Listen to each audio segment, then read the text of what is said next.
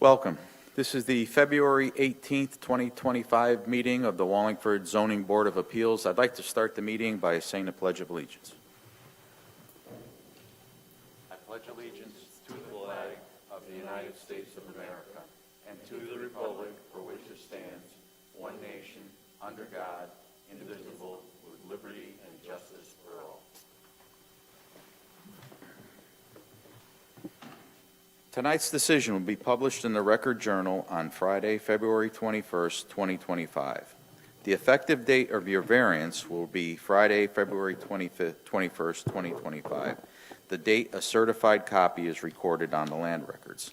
The statutory 15-day appeal period will expire on Sunday, March 9th, 2025. If you commence operations and/or construction during the appeal period, you do so at your own risk.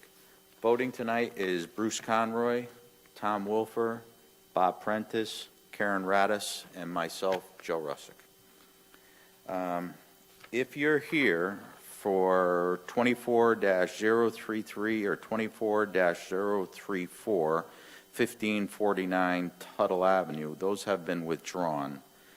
And if you're here for 25-004 for 4 Field Drive, that has been continued to next month. Okay, first variance request is 25-001, a variance request for Jackowick, is that correct? Okay, 105, 107 North Cherry Street. Madam Secretary, do we have any correspondence? Yes, Mr. Chairman. We have staff comments that read as follows.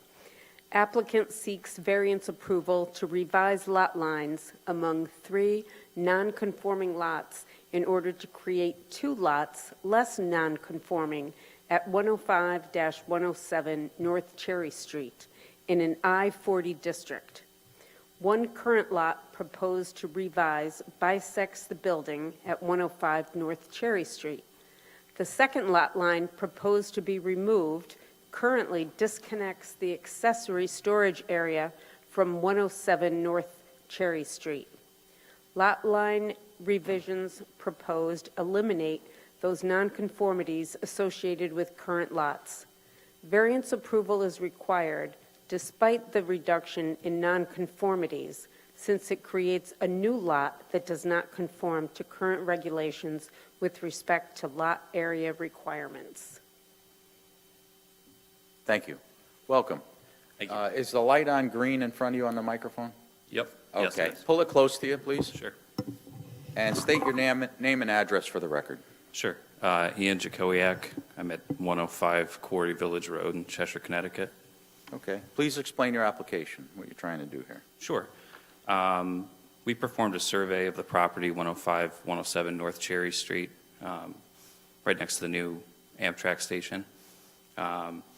Our client was interested in purchasing 107, which is currently an unoccupied warehouse building under the same ownership as 105.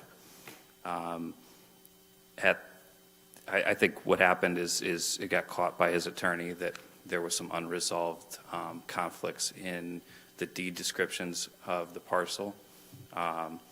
So when we plotted it all on paper, we discovered that the parcel is described, the property is described as 3 parcels by deed.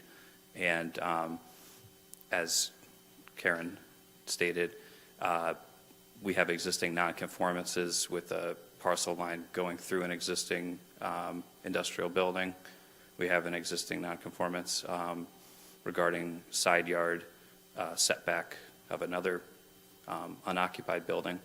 So our proposal would be to reduce the overall nonconformities by modifying 1 lot line and removing another, reducing the 3 parcels to 2. So our remaining nonconformity is a overall parcel area shy of the 40,000 square foot requirement by roughly 2,500 square feet. Okay, so you're just cleaning up something that was done many, many years ago. Yeah, the nonconformance has existed since about 1987 or so. Okay. Yep. Amy, do you have something you want to add to this? Just a note that typically when you're reducing nonconformities as he's doing, it doesn't require variance approval.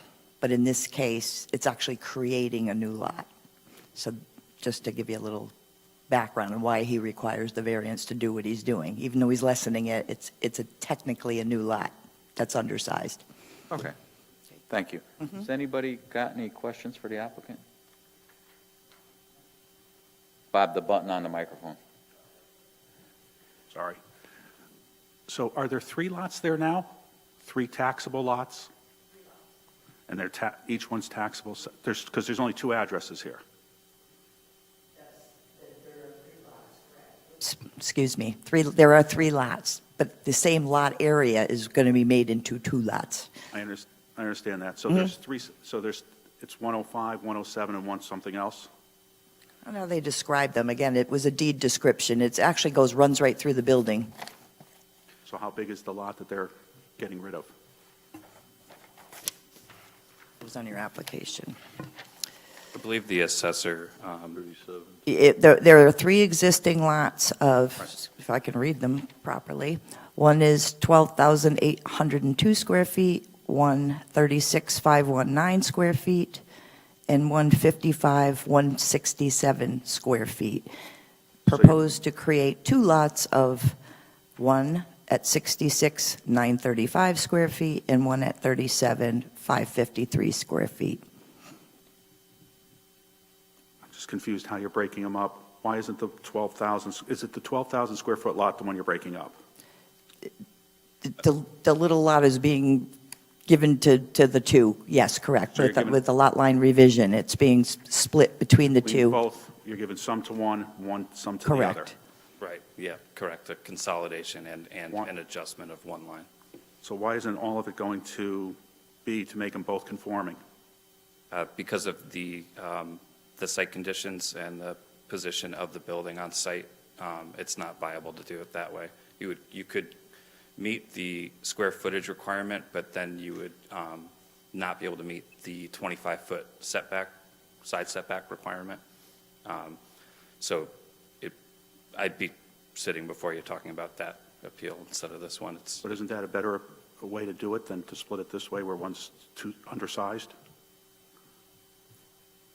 That's for you to determine, whether or not, it's going to be non-conforming anyway. Right, but Again, he's reducing the non-conformities, which generally does not require variance But in this approval. case, it When does. you want to rid yourself of them. So a single lot would still be non-conforming. Wouldn't be for lot area, but for other, But just for the side yard? correct, it would still be non-conforming. Is it going to be non-conforming for side yard when you combine the 2 lots together? no, that will be conforming. Both of them will be conforming? Yes, the only nonconformance would be the single lot that would be undersized. And the single lot that's being undersized is the one that they're keeping or the one you're buying? That is the one to be sold. Correct. Confused? All set? Yeah, thank you. Anybody else? Is there anybody here to speak in favor of this application? Sorry, go ahead. John. Anybody here to speak against this application? Hearing, seeing none. Bob, did you have something you wanted to say? Do you have anything further you'd like to add before you close the public hearing and open up for discussion and possible action by the board? No, thank you. Okay. I close this public hearing and open up for discussion and possible action by the board. Mr. Chairman, variance request for lot area of 37,553 square feet, where 40,000 is required to revise the lot lines at 105, 107 North Cherry Street, as shown on boundary survey depicting lot line revision prepared for St. Hilaire, North Main Street, LLC.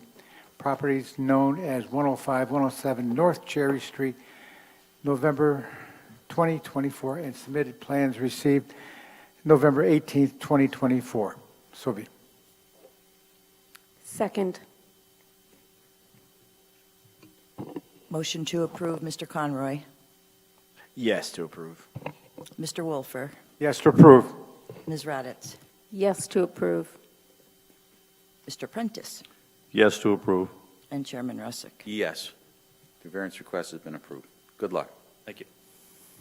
Next variance request is for 25-002, a variance request for Ladkey, is that correct? Yes, sir. At 616 North Elm Street. Madam Secretary, do we have any correspondence? Yes, Mr. Chairman, we have staff comments that read as follows. Applicant requests variance approval for side yard of 15 feet, where 20 feet is required, to construct an addition at 616 North Elm Street in an R18 district. The addition proposed includes a 6-foot by 6.3-foot connection to the main dwelling.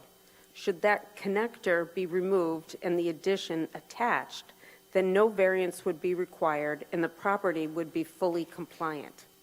No hardship exists to add a 38-square-foot breezeway or like connector to a proposed addition. It is unclear the intended purpose of the addition, as the survey identifies a covered porch, the application identifies a bedroom addition, and the inclusion of a breezeway connector lends itself to a potential separate dwelling space. An accessory apartment would be permitted, provided it meets the zoning requirements of Section 6.15 of the zoning regulations, and proper application and site plan approval is sought and approved by the Planning and Zoning Commission. The board should condition any approval that the addition may not be utilized as an accessory apartment until and unless application is made and approval is received for such use. Thank you. Welcome. Please state your name and address for the record. Jeffrey Haladky, 616 North Elm Street, Wallingford. Could you pull the microphone just a little Oh, sure. closer to you? Sorry. That's okay. Welcome. So please explain what you're doing here. So the proposed addition is to add a master bedroom to the main floor of my house and then a finished basement. Originally, it was just for the bedroom, but the property side yard is on a hill, so it was more cost-effective to do a full basement as well. Okay. So it's not for a accessory apartment or anything like that. It's for my own bedroom. Currently, the house has 2 bedrooms, and I have 3 kids and a wife, so it's getting pretty tight. It's been tight for 10 years. So anyways, as stated in staff comments about the connection to the 6-foot by 6.3-foot, what is going on there?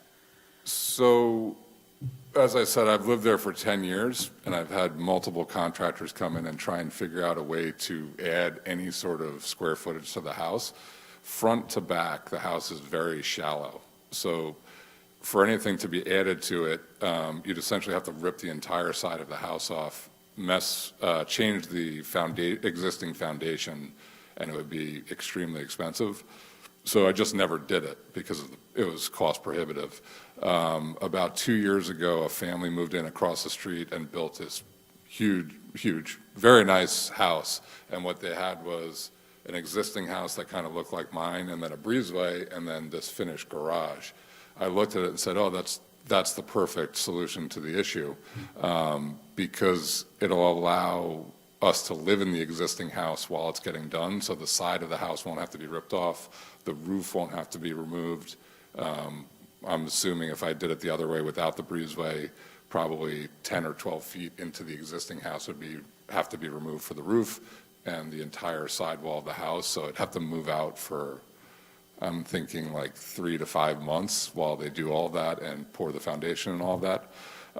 So the breezeway was really to have a transition into the new addition and not have to touch anything in the house until the last minute, and then they can cut the entrance in the foundation and in the existing house, and that would be it. So it'd be very limited, the impact to my family. So the breezeway is going to have a basement also, The breezeway will have a basement, and and then you'll cut the concrete in the foundation of the house and connect the new basement to that. Then yeah, and that'll be done that's- last. Yeah. Okay, but that's the whole reason why you're looking to put the breezeway on. It was the whole reason, and then you don't have to mess with the roof line. So the existing building, the roof just stays exactly the same, and the breezeway will have a new roof that'll butt right up against the house, so the existing building just stays the same with limited impact. And when I originally did this and thought of the idea, it was, went to the architect last May. We designed the entire thing, and I did a cost analysis of everything. I'm a contractor for a living, a different type of contractor, but picked out exactly what the best value you could get for $1 per square foot, and it was really astronomically expensive no matter what, but $1 per square foot, this was it. We put it on the site plan, and we were well within the limit, very close, but within the limit on the site plan. We had like a foot to spare, and I thought, oh, that's great. I actually have the site plan with me here. And then when I went to bring it in for the permit, they said, this is a site plan, this isn't a survey. Went to do the survey, and it was off by 6 feet, where the house is positioned on the site plan. So, yeah, that's where we're at. And one of the other not issues, but positive points is our next door neighbor is, my wife actually owns the house. It's her cousin. So I went to her before we went through this process and said, hey, do you mind? And she wrote a letter saying, it's no problem. You could, if they allow it, you're more than welcome to do it. So I decided to stick with the design and move forward, because without it, again, I'd have to move out and do a full redesign, and it would just really delay the entire project. So. Okay. Has anybody got any questions for the applicant? Go ahead. All right. Did you already start? No. You dig- So there's a digger at my house. With a big pile of dirt? Yes, with the big pile of dirt, and that's it. But no, we did not start. All right. That's what I do for a living, too. You dig? And, yeah, I do. Yeah. And I disagree that that it would be a huge problem just attaching onto your house. It doesn't take much to splice it together. I guarantee you could live there through the entire project. That's up to you. Money is not a cost, is not a factor for us, the price of a project. Yeah. It's whether or not we can make it conform. And I believe you can. So I don't see why, other than, you want to. I don't see a hardship. Well, I mean, at the end of the day, I could not live in the house during that. My bedroom is the wall that would be removed, and we have one other. At the end of the project, right? Just like when you're like when you're opening it up to open the breezeway, that's the last thing you do. Well, it would be the entire wall of the house, and as well as the roof, as well. It would be both. So there's 2 bedrooms, 3 children in 1 bedroom. Right. And my master bedroom is And I don't. the wall. I still don't see a hardship. I mean, for your living time, I understand that it's a pain, but is there actually a hardship that we're covered under to allow it? Amy, I'm looking at you. Under the rules, is there a hardship? So I'll be a little more pointed. That is yours, again, to determine. You have my comments. Right. Okay, that's it. Anybody else? Anybody got any questions for Bob? So you've tried all kinds of different designs, is that what you're saying? Basically, I've had about 5 contractors in over the years, and every one of them said it's completely worthless. Don't do it. Just move. And I couldn't afford to move, so I didn't. And then when I came up with this idea, it was the best of both worlds, to be able to live in the house without, a huge impact. And that was it. And I was under the assumption the entire time that it was in compliance. So when I went to the town and asked for the permit, I didn't know I had to go to planning and zoning beforehand. I went to the permit department, and they said, oh yeah, it'll take 2 days for the permit. I have a local contractor here, so he brought a digger, scraped the lawn, and then I was meeting with Amy on a regular basis and put a halt to the whole thing, and that was it. That was back in November. okay, so you're basically, this is it, is what you're saying. If you don't do this, you can't really do it because you can't move for 3 or 4 or 5 months or whatever, and I can't, if I can't do it the way that it is, then I can't do it. I've looked into it over the years many times, and it's just not feasible.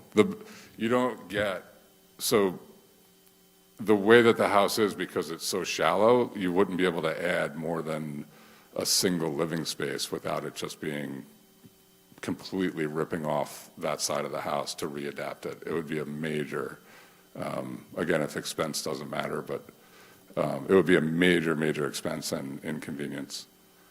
So, Okay.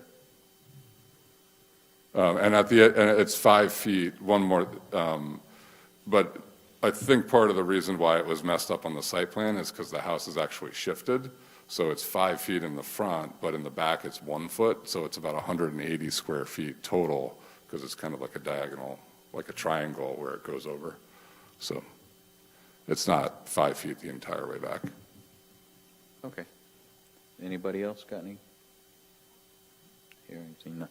Is anybody here to speak in favor of this application? Anybody here to speak against it? Hearing, seeing none. Do you have anything further you would like to add? No, thank you.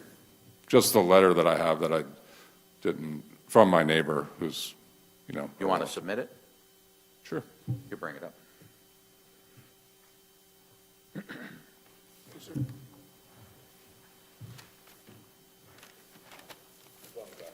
Yeah, no problem. Thank you. So I'm going to close the public hearing and open up for discussion and possible action by the board.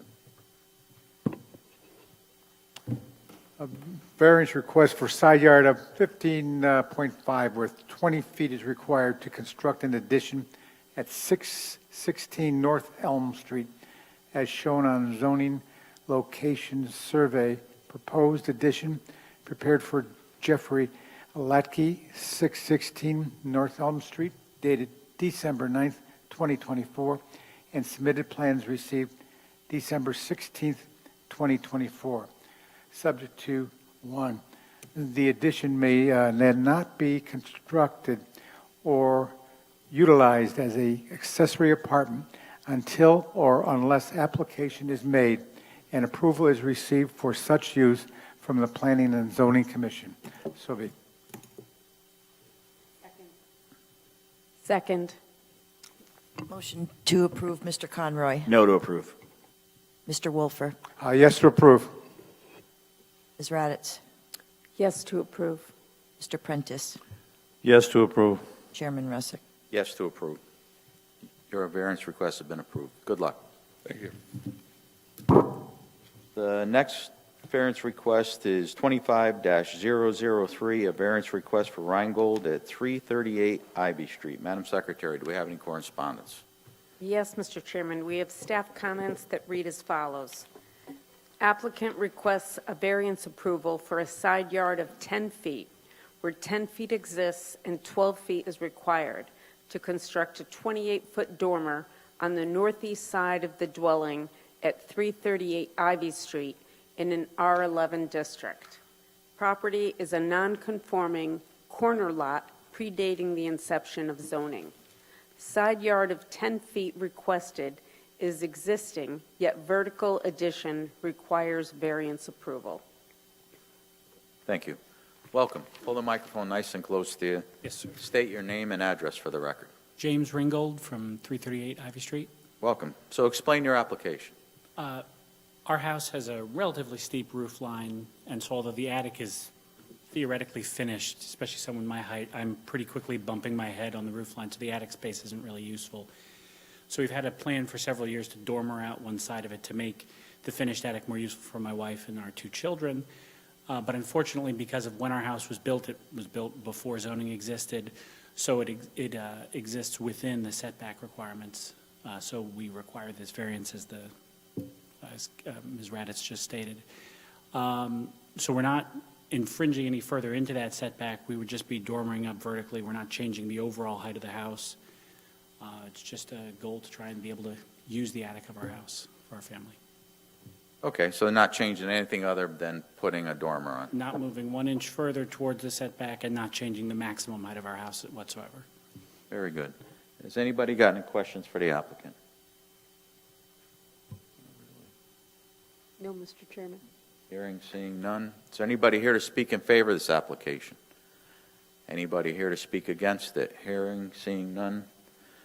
You have anything further you'd like to add? No, Mr. Chairman. Close the public hearing and open up for discussion and possible action by the board. Variance request for a side yard of 10 feet where 12 feet is required to add a vertical addition as a dormer to the northeast side of the dwelling at 338 Ivy Street, as shown on proposed plot plan, land of Chelsea E. Crumble and James E. Reingold, dated December 10th, 2020, and submitted plans received January 3rd, 2025. So be. Second. Motion to approve, Mr. Conroy. Yes to approve. Mr. Wolfer. Yes to approve. Ms. Raditz. Yes to approve. And Mr. Prentice. Yes to approve. And Chairman Russick. Yes to approve. Your application's been approved. Good luck. Thank you, ladies and gentlemen. Yep. Can I go to a motion to go into executive session? Mr. Chairman, motion to go into executive session. All in favor? Aye. Aye. We need everybody to leave.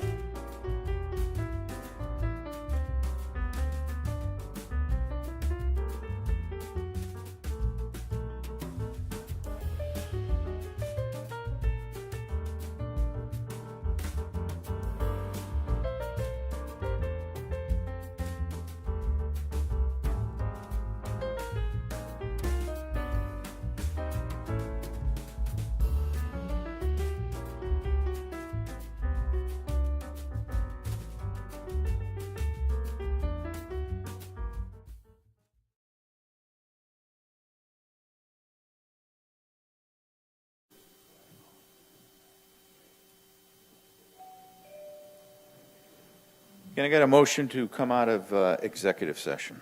Second. I make a motion that we come out of executive session. Second. All in favor? Aye. A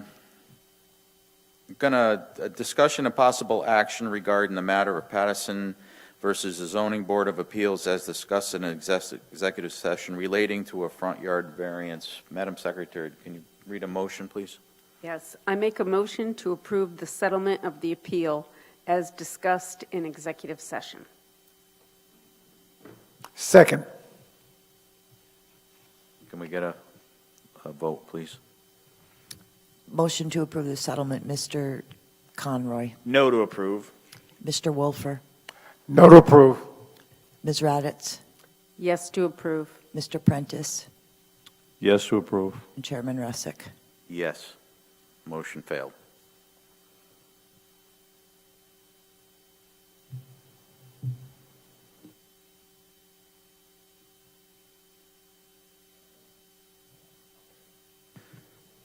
Can I get a motion to approve November 18th, 2024 minutes? Tom? Motion to approve. All in favor? Aye. Aye. Can I get a motion to adjourn? Motion to adjourn. Second. All in favor? Aye. Aye. Aye. Before we depart, you have, if anybody's interested in the conference, let me, shoot me an email or something, and we'll get you all signed up. Is that The for conference our- on March Is that 20 for our time that we're supposed to, does that count for that, or I believe they give you an hour of it. how many hours do we need?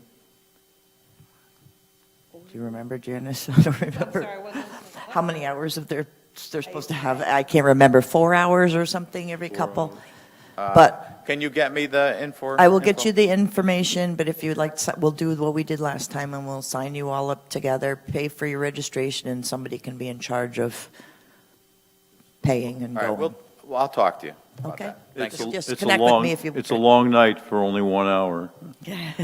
How long were you there last time? So, thank you, Janice. I'm not going anywhere. You done?